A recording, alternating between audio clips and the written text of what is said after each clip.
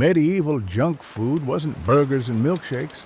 People grabbed whatever was cheap, hot, and fast, even if it tasted a little burnt. It was questionable, risky, and absolutely nothing like the food you trust today. If you enjoy these quick dives into the odd parts of history, a like or subscribe would be awesome. And tell me where you're listening from. It's always fun seeing the whole world in one comment section. All right, tonight we're biting into what medieval junk food was really like.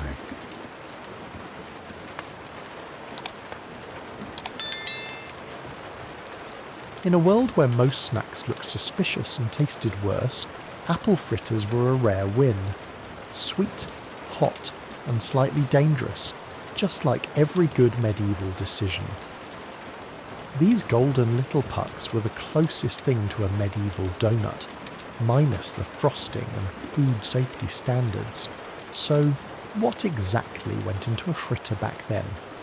Apples, obviously, but not the shiny, polished supermarket kind.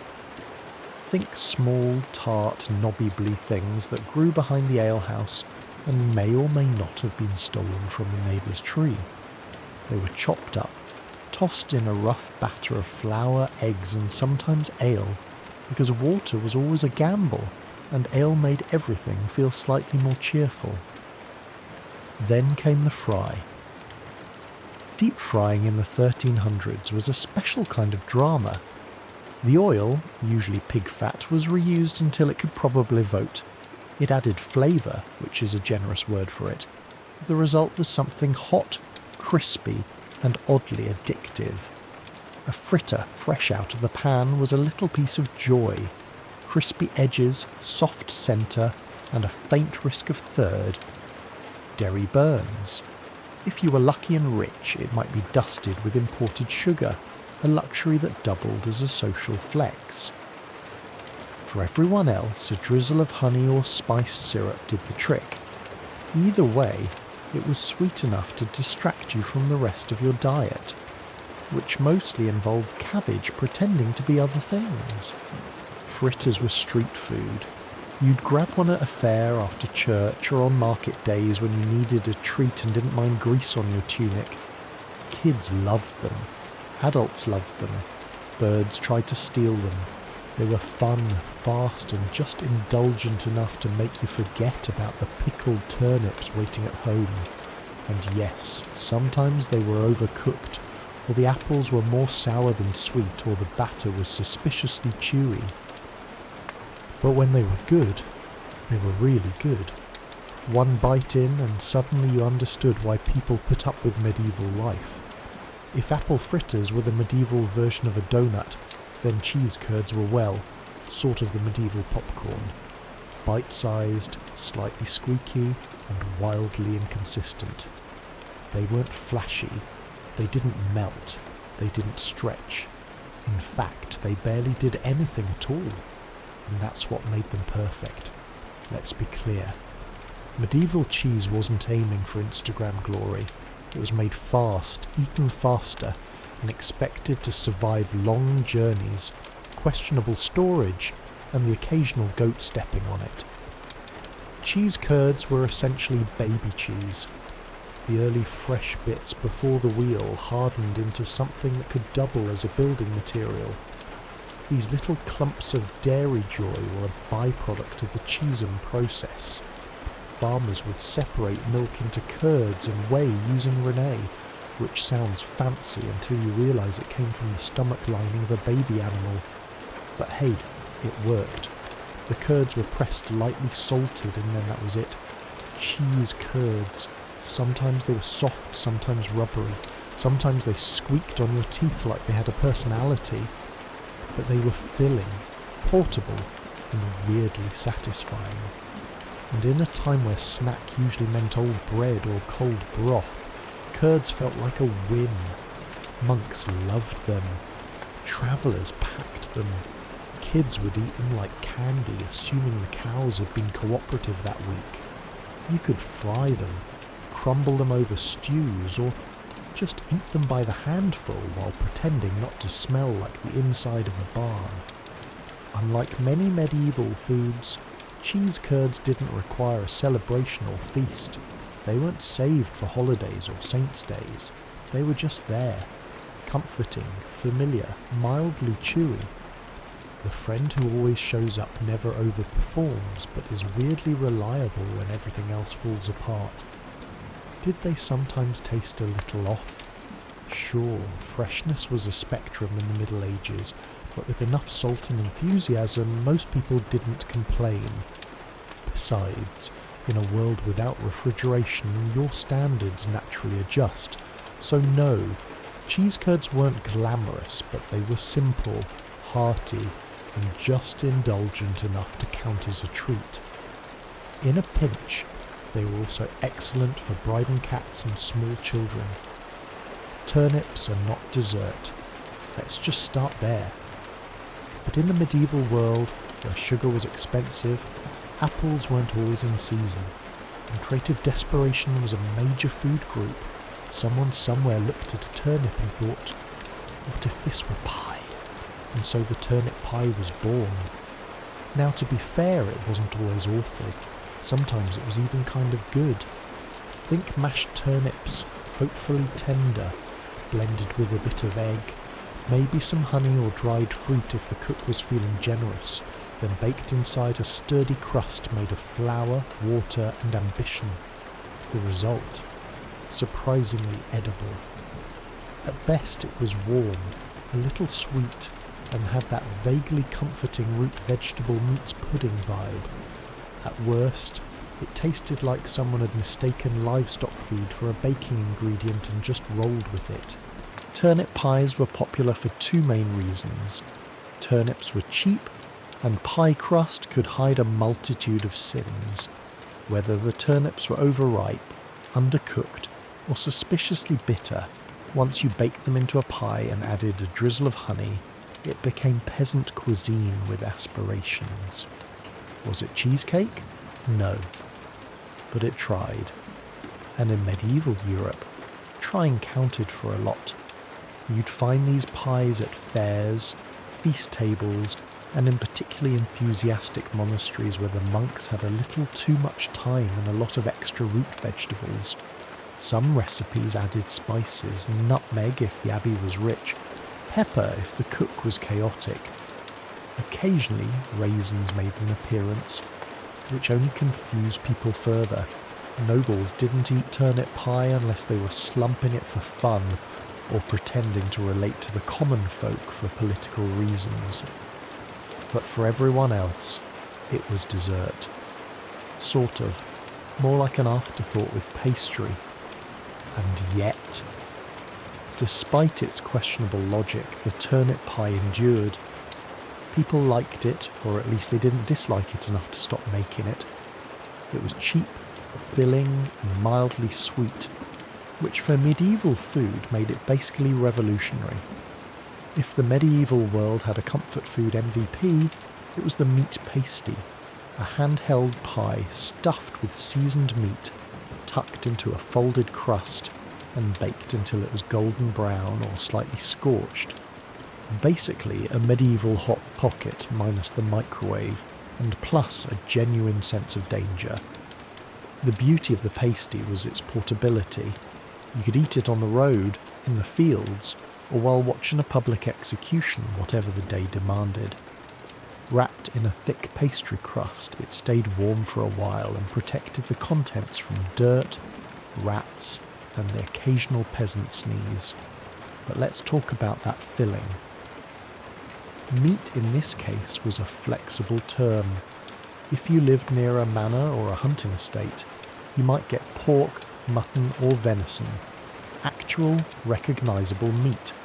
If not, well, options expanded dramatically.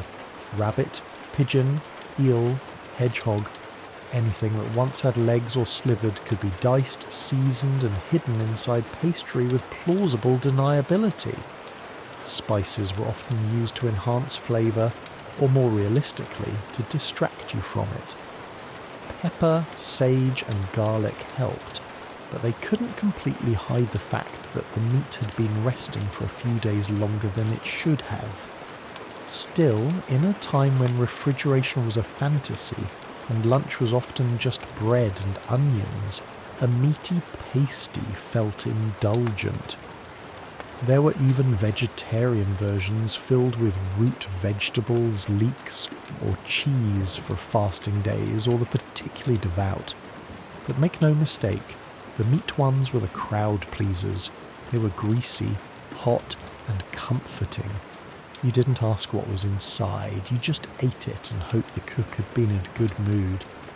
And in case you're wondering, yes, people sometimes mark the crust with initials or symbols to claim ownership, especially among miners and labourers. In some places, the crust was extra thick along one edge, so it could be held with dirty hands and then tossed to the spirits, or more realistically to rats. So, were they good? Often, yes. Were they mysterious? Always. But that was part of the charm. You didn't eat a meat pasty to feel safe. You ate it because it tasted good, and you were ready to accept the consequences. In a world where brushing your teeth meant rinsing with wine and hoping for the best, candied fennel seeds were the closest thing medieval folks had to breathe mints. Tiny, sugary and vaguely herbal, they were part treat, part digestive aid, and part dental hazard, all wrapped up in a single, oddly satisfying crunch. These little seeds were typically coated in a hard shell of sugar, which was no small feat. In the Middle Ages, sugar had to be imported, boiled, beaten and poured by hand, meaning someone somewhere really believed in the potential of these tiny snacks. They were especially popular in noble households, where guests might be handed a small dish of them after dinner to freshen the mouth and probably to distract from the mutton still clinging to their murs. Flavour-wise, fennel seeds had a strong licorice-like bite. You either loved them or politely swallowed them whole and nodded in gratitude. The sugar coating helped. There was always that unmistakable herbal kick, the kind of thing that makes you feel both fancy and slightly confused. Candied seeds also had a job to do, digestion. People believed fennel helped settle the stomach, especially after a heavy meal involving 3 types of bird and an alarming amount of mead. Think of them as the medieval version of chewing gum crossed with Tums, but with more potential to chip a tooth. And yes, they were hard, like crack your mare if you're too confident. Hard. You didn't chew candied fennel seeds casually. You tested one first, gently, bit down, slowly listened for cracking sounds, then committed. It was a risk-reward situation every time. While the rich popped them like medieval tic-tacs, common folk occasionally got their hands on knock-off versions, usually involving honey, crushed herbs, and vague optimism. Not quite the same, but good enough to pretend. In the grand lineup of medieval junk food, candied fennel seeds were small, but mighty. They didn't fill your belly, but they left a pleasant taste in your mouth and gave the illusion of refinement, even if you were covered in mud and still had goose grease on your tunic. If medieval desserts had a golden child, it was the honey cake. Sweet, dense, and prone to sticking to everything except your expectations. Honey cakes were what happened when bakers got ambitious and sugar was still locked in a castle treasury. Honey was the sweetener of the people. Assuming those people had bees, access to bees, or weren't afraid of climbing trees and getting stung in the face. These cakes were usually made with flour, water, and generous spoonfuls of honey, or at least what passed for spoonfuls in an era where spoons were mostly used to fight off siblings. The result, a firm, chewy slab that could either be a delightful snack or a makeshift door's stop, depending on how long it had been sitting near the hearth. Spices were sometimes added if the household was feeling wealthy or showing off. Nutmeg, cloves or cinnamon could give the honey cake a bit of flair. And by flair we mean the ability to cause an entire village to talk about your recipe for a week. Dried fruits were also tossed in if they hadn't been stolen by the local children or turned into wine. Honey cakes were popular at feasts, festivals and weddings, mostly because they could be made ahead of time, didn't spoil quickly, and could survive being dropped on the ground, stepped on, or thrown at someone in a mild food fight. They were also used as gifts, bribes, and occasionally passive-aggressive statements. Here, I made this for you. It's sweet, unlike your personality. Structurally, they weren't what you'd call delicate. Many resembled compact bricks. Slicing them required a sturdy knife and the quiet hope that no one was watching you struggle. Eating them was easier. Just don't expect a fluffy bite. These cakes were built for medieval life. Tough, durable and coated in enough sticky honey to make your hands feel like you lost a battle with a beehive. But they were satisfying. They tasted like warmth and indulgence, like the rare moment you weren't chewing salted barley or chasing rats out of your cupboard. They were joy wrapped in sugar with just enough chew to count as cardio. Fried fish skin cracklings, possibly the most unexpectedly delightful snack to emerge from a culture that also thought eel pie was a good idea.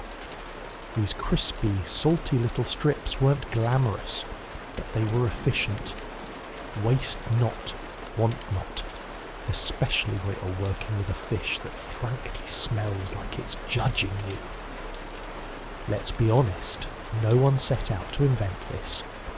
More likely, some thrifty cook was left staring at a pile of discarded fish skins and thought, what if we just fried it? A splash of hot fat later and history was made, or at least something vaguely edible was born. Fish skin was plentiful, especially in coastal towns or near rivers where herring, cod or whatever had been pulled out of the water was processed on site. The meat went to the stew pot, the heads went to the cat, and the skin that got thrown into a pan of bubbling oil and sizzled into submission. The result was surprisingly addictive. A thin, crispy snack that crunched like a dried leaf, but tasted like concentrated ocean. A pinch of salt elevated the experience, a hint of garlic or herbs. Well, now you were flirting with culinary excellence. These cracklings weren't just tasty, they were practical, lightweight, non-pea perishable-ish, and high in fat. Exactly what a medieval body craved after a day of hauling firewood or defending sheep from someone else's sheep. Soldiers packed them, sailors lived off them, peasants sold them outside taverns for a few coins, and the satisfaction of feeding drunk people something louder than their conversation. Did they sometimes still have scales? Yes. Did they occasionally curl into weird shapes that made you question your life choices? Also, yes. But by medieval standards, they were downright elegant, crispy, flavourful, and unlikely to give you dysentery. The only real drawback, smell. These things could announce their presence from 3 huts away. If you fried a batch indoors, your home would smell like Poseidon's laundry for a solid week. But you'd be forgiven because they tasted good. When life gave you stale bread and warm beer, you didn't cry. You made the most medieval snack imaginable. Bread soaked in ale. Known variously as soups or trench toast, this humble creation was the original comfort food. Think French toast, but without the eggs, sugar, cinnamon or joy. Here's how it worked. You took yesterday's bread, the kind that could double as building material, and dunked it into a bowl of ale. Not fancy craft ale with notes of citrus and a hoppy finish. No, this was flat, low-alcohol medieval ale brewed in someone's smoky back room with the hygiene standards of a barn owl. The bread absorbed the ale like a sponge with trust issues. It softened, swelled, and transformed from a jawbreaker into something vaguely edible. Was it tasty in the right light with a good mood and low expectations? Yes, kind of. It was warm, bready, and carried the gentle bitterness of fermented grain, which is to say it didn't actively offend the palate.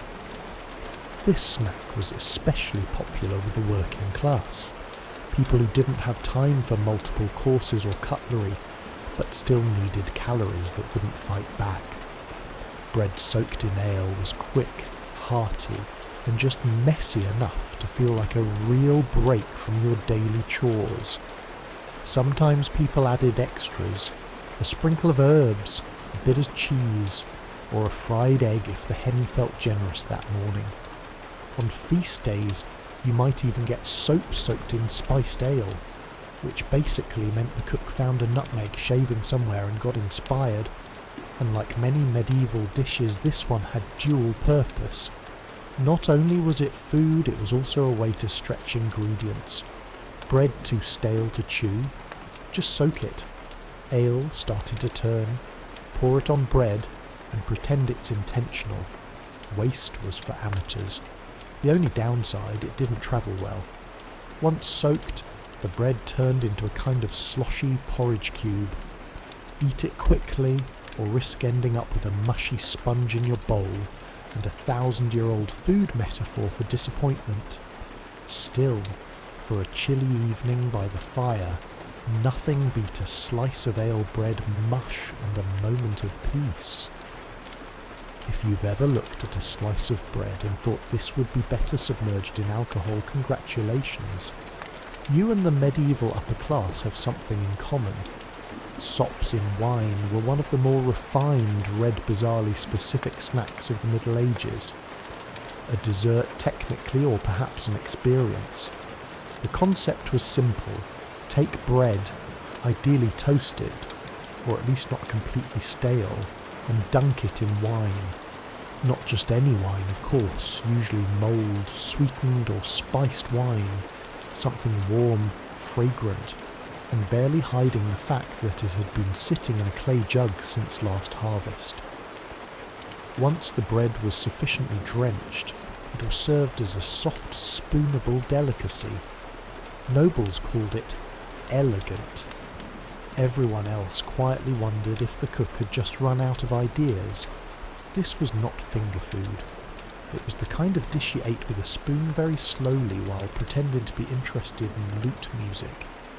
It appeared at banquets, late-night feasts, and the kind of awkward dinner where no one wanted to talk about politics. So instead they passed around soggy toast in a goblet. When done well, soaps in wine were warm, comforting, and mildly intoxicating, a gentle end to a heavy meal.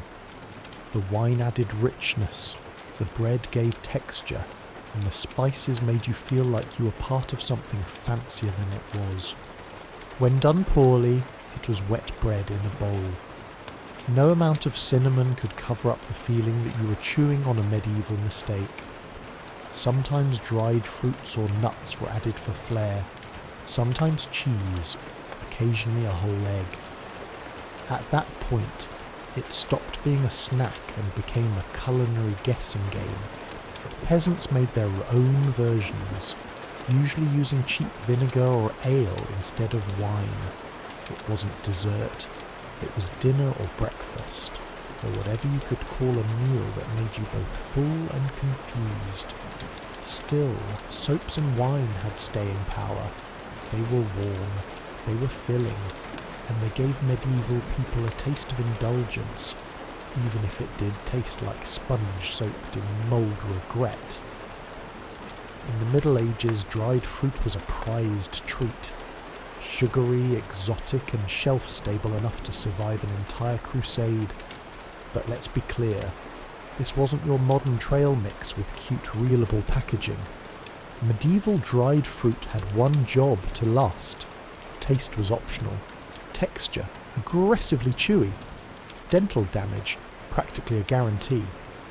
Let's start with the basics. You had your usual suspects: raisins, figs, dates, and if you were really fancy, imported prunes. These were fruits that had been sun-dried, smoked-dried, or in some cases just forgotten on a windowsill until they no longer qualified as moist. They were wrinkled, tough, and alarmingly dense, kind of like an edible time capsule from last harvest. The upside dried fruit was sweet, really sweet. Concentrated sugars turned these shriveled little things into medieval candy. Nobles loved them, monks hoarded them, and children treated them like rare loot from the kitchen. The downside: chewing them was like fighting your own jaw muscles. Figs came with seeds that doubled as medieval dental floss. Dates were sticky enough to glue your murs together. Raisins stuck in your teeth for hours. There was no such thing as snacking quietly. Still, dried fruit had its moments. It was used in pies, added to porridge, or chopped up and thrown into honey cakes to create the illusion of variety. Rich folks might wrap them in pastry, drizzle them with rose water, or soak them in wine like they were trying to impress a guest from Florence. For commoners, getting your hands on dried fruit was a special occasion, usually a holiday, a wedding, or the one day a year someone remembered you existed. When that happened, you'd eat it slowly, respectfully, possibly while hiding in the barn so you didn't have to share.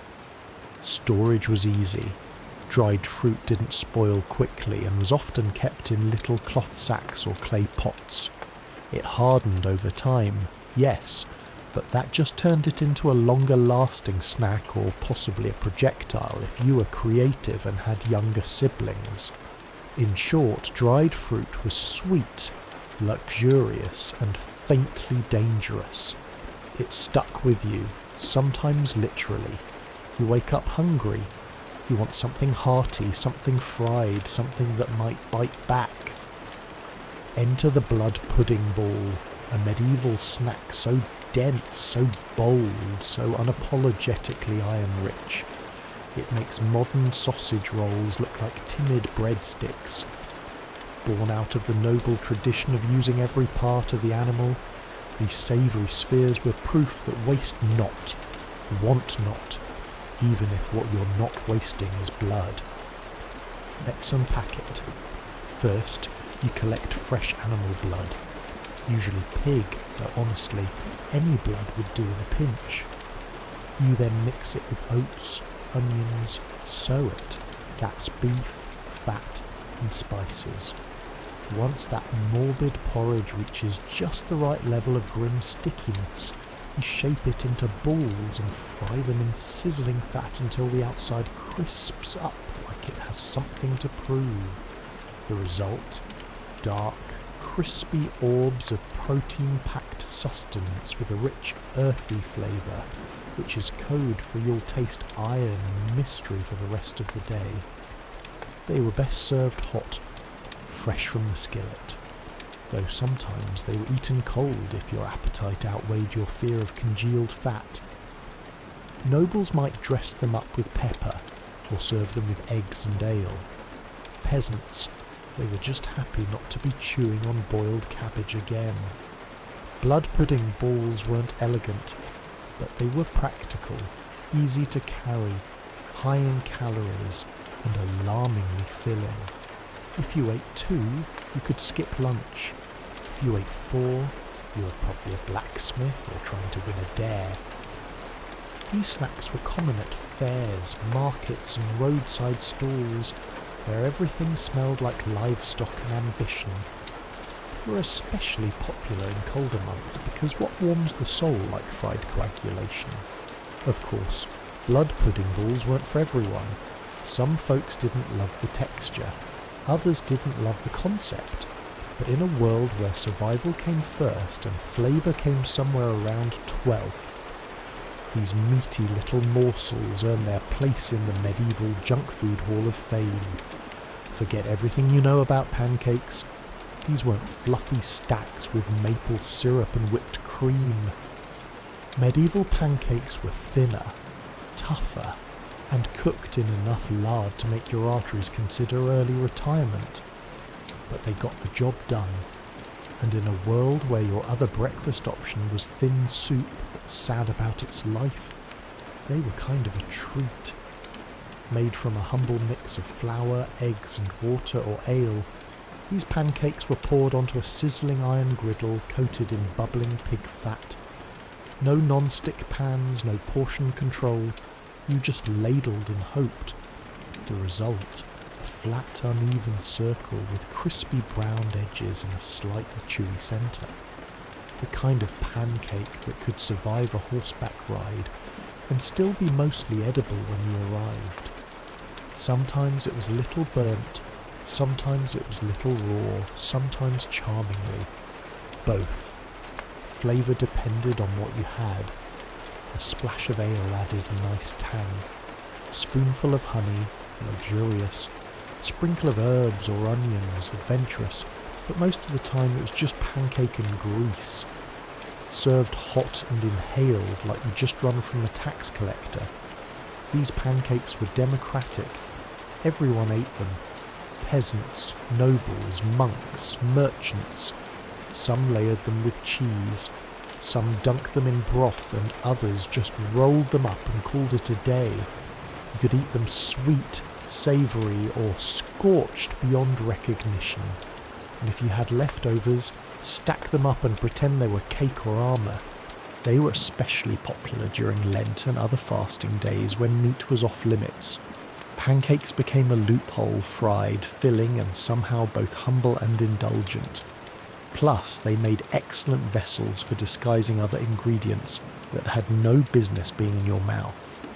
And while they might not have been beautiful, medieval pancakes had staying power. They didn't need praise, they just needed a hot pan and a willing stomach.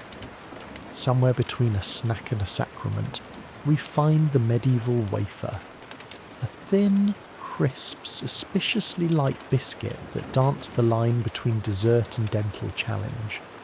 Wafers were everywhere. Outside churches, at village fairs, in the hands of monks, and occasionally floating in your soup like a flat holy crouton. Let's clarify. We're not talking about chocolate-dipped, cream-filled delights.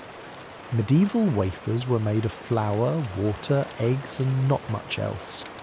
If you were feeling fancy, you could add a dash of honey or rosewater, but most stuck with the basics. Thin batter poured onto hot metal wafer irons, pressed between two scorching plates like a medieval panini press. The result? Something that looked like it belonged in a communion ceremony, and tasted like crispy paper with ambitions. Wafers were popular because they were portable, fast to make, and best of all, they could be sold in massive quantities for a tidy profit. Vendors would set up outside churches on feast days, waving stacks of warm wafers at the faithful as they left Mass. By now, sin later was not the slogan, but it was the general vibe. They were often shaped with religious symbols, floral patterns, or the vague imprint of a saint's face depending on the iron mould and how tired the baker was. These designs didn't enhance the flavour, but they did give you something to stare at while chewing thoughtfully and pretending you weren't disappointed. Structurally, wafers were delicate. They cracked if you looked at them wrong and shattered if you tried to break them cleanly. Storing them was a challenge, transporting them even more so, which made eating them outdoors a high-stakes affair involving crumbs, wind and regret. Still, they were beloved, light, crispy and vaguely celebratory. Wafers were the medieval version of treating yourself without completely wrecking your digestion or your wallet. For nobles, they came stacked with fruit or layered with soft cheese. For everyone else, they were sold by the dozen in street stalls and eaten immediately before they disintegrated into edible confetti. Suck it. Even the name sounds sticky. This medieval treat was essentially fruit that had been boiled into submission, drowned in syrup and sealed in a jar like a sweet little hostage.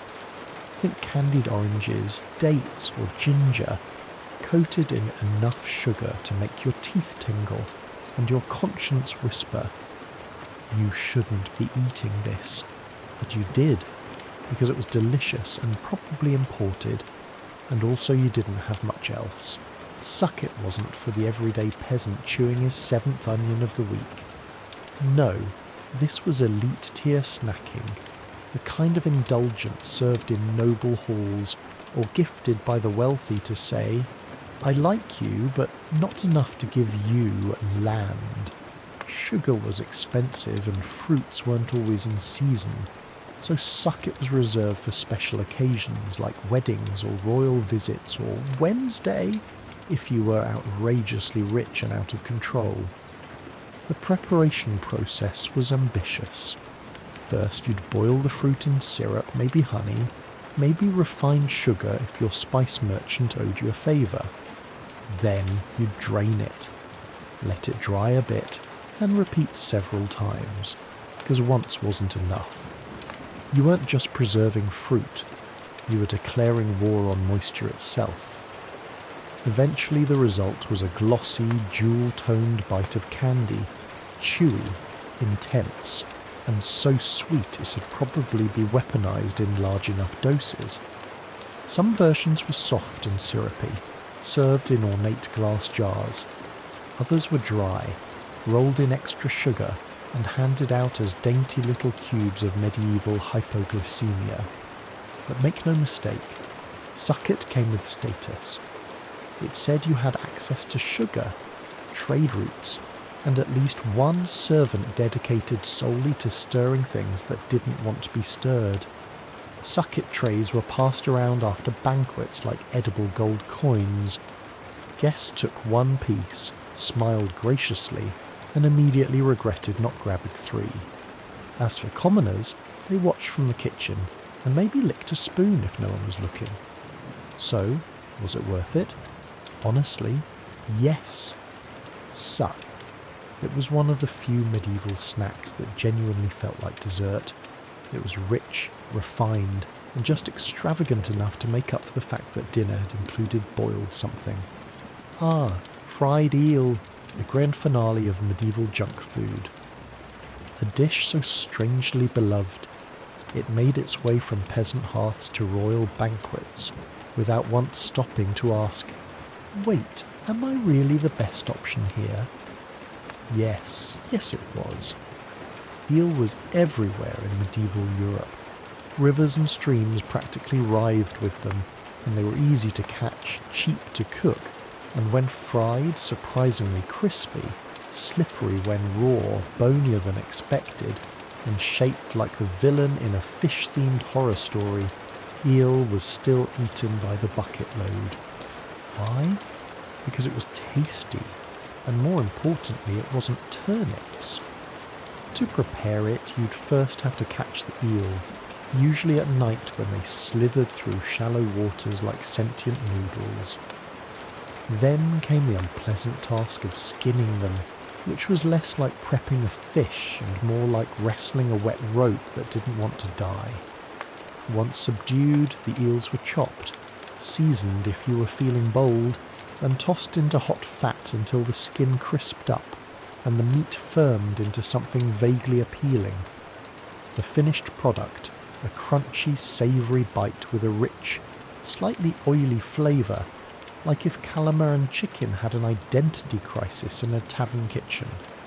Fried eel was served at fairs, feasts, roadside inns, and believe it or not, during religious fasts. That's right.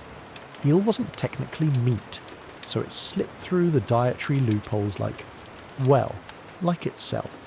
Monks ate it. Nobles flaunted it.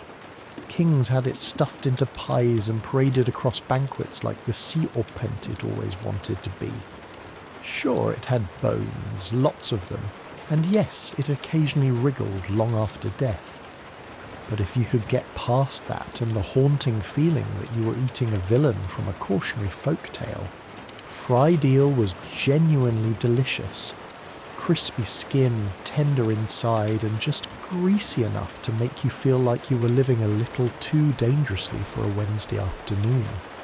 Today, it might seem bizarre. Back then, it was a delicacy, a slippery little miracle that kept bellies full and menus weird. In the ancient world, Mesopotamia stood at the crossroads of mystery and mythology, and nowhere was this more evident than in how they viewed dreams. To the Sumerians, Akkadians, Assyrians and Babylonians, a dream wasn't just a private, meaningless experience. It was a divine telegram, a supernatural email sent directly from the gods to the subconscious. And ignoring it, that was like leaving a message from Enlil unread. Dangerous.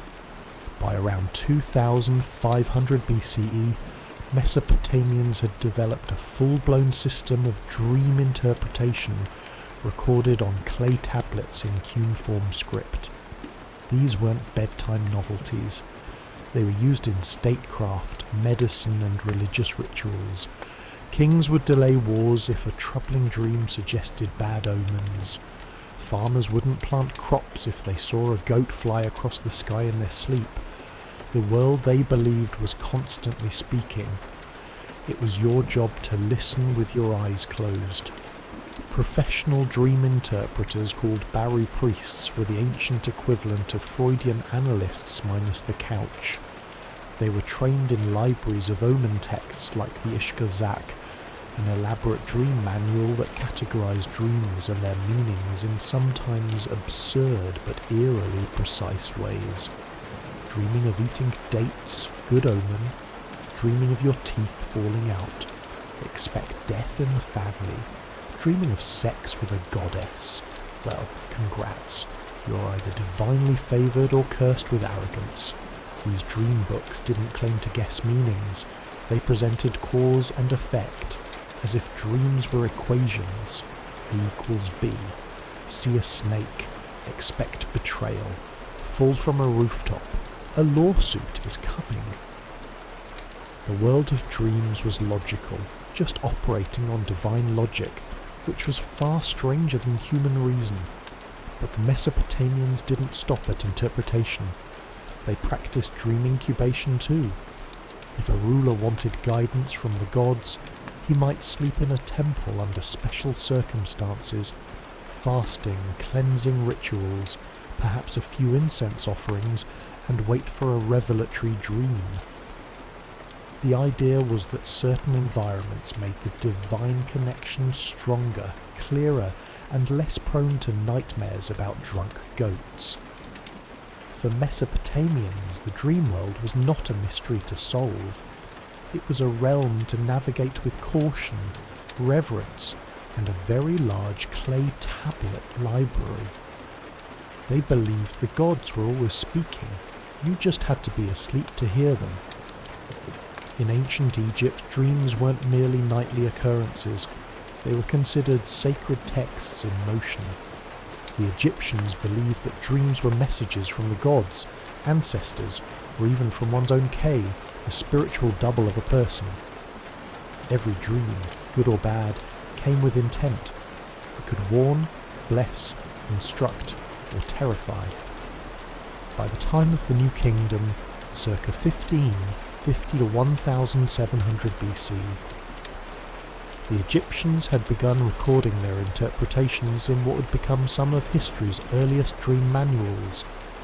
One of the most famous examples is the Ramesside Dream Book, written on papyrus and discovered in the village of Deir el-Medina. This wasn't light reading. It's essentially a divine diagnostic tool listing hundreds of dreams and interpreting each based on whether the outcome would be favourable or disastrous. The logic, however, was not always intuitive. For example, if a man sees himself eating crocodile flesh in a dream, it means he will become a high official. Strange, yes.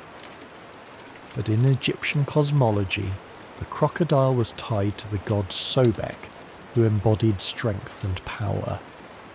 Eating crocodile meant absorbing divine traits. That's a promotion-worthy omen. Each entry in the dream book started with the phrase, "if a man sees himself," followed by a symbolic scenario.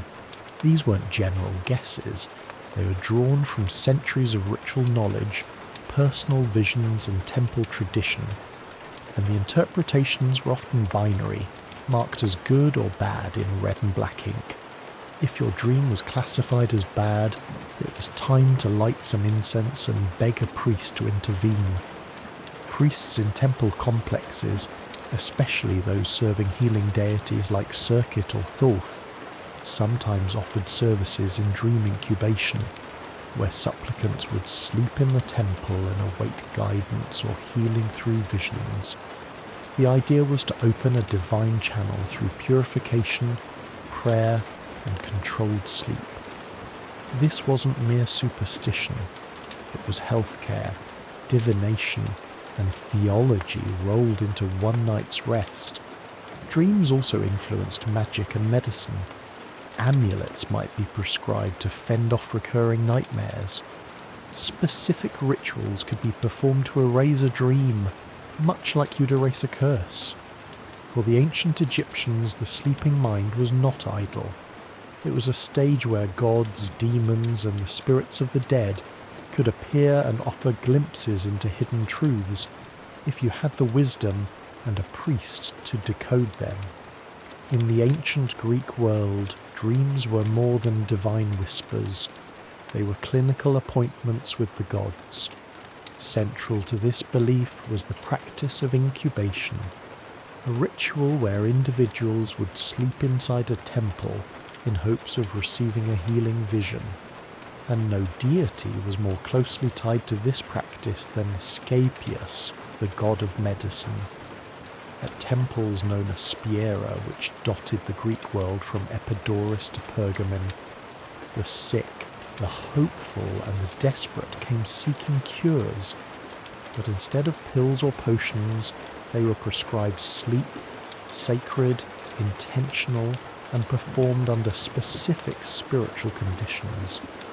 Before entering the temple's sleeping quarters or abaton, a person would undergo purification, bathing, fasting, and sometimes sacrificing an animal. Only after these rituals could they lay down on a stone bed and wait for the god to appear in a dream. The results? According to inscriptions and ancient testimonies, some patients dreamed of Asclepius touching them with his staff, or of snakes, his sacred animal, slithering over their bodies. They would awaken healed, or at least believe they had received divine instructions on what to do next. Whether these dreams were real, psychosomatic, or placebo-driven, the effects were profound. Greek physicians, including Hippocrates, acknowledged the value of dreams in diagnosis. They didn't dismiss them as nonsense. In fact, they believed the body could reveal its state through symbolic visions. A dream of flowing water might suggest kidney issues. A dream of being crushed could point to a chest ailment.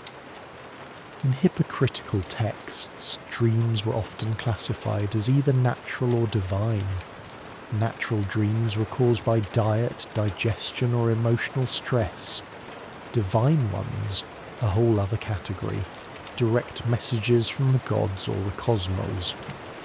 But not all dream interpreters wore white robes and carried scrolls. The Honoracriti, or dream readers, were the real stars of the public square. Using dream manuals, omens, and an enormous supply of interpretive flair, they translated dreams into warnings, blessings, or instructions. The most famous of these guides was the Honoracritia, written by Artemiodorus of Deldis in the 2nd century CE, a book still studied centuries later. In Greece, the dream wasn't just a nighttime experience, it was a bridge between mortal and divine, body and soul, illness and healing.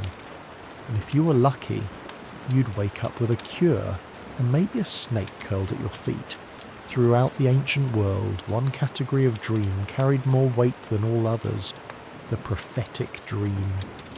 These weren't just messages, they were warnings, revelations, or calls to action. For cultures spanning Mesopotamia, Egypt, Greece, and beyond, prophetic dreams were sacred transmissions from a higher plane, direct links to gods, fate, or the mysterious mechanisms of the cosmos. In the ancient Hebrew tradition, prophetic dreams were a recognized and respected channel of divine communication. The Old Testament is filled with examples. Think of Joseph, son of Jacob, who dreamt of sheaves of wheat bowing before his own, a symbol of his future rise to power. Later, as an interpreter of Pharaoh's dreams in Egypt, he predicted 7 years of plenty followed by 7 years of famine. That one dream of cows, fat and thin, altered the course of Egypt's economy.